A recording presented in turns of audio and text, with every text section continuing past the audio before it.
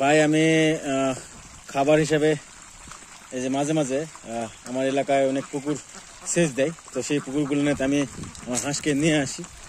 যা তো নিয়ে আসা মাছ পাই, কিছু টাকা পাই, তো মাশাল্লাহ এগুলো খায় আর কি। ডিমের সাইজ ভালো আসে।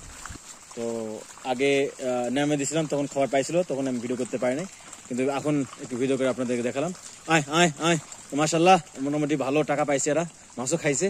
তো মাশাল্লাহ মানে সবাই এরকমভাবে পুকুর সেচ দিলে আমি যেখানে নিয়ে যেতে পারি আর কি, সেখানে আমি আমার হাঁসকে নিয়ে যাই এরকমভাবে। মাশাল্লাহ আয়, তো ওরা চলে গেছে আবার।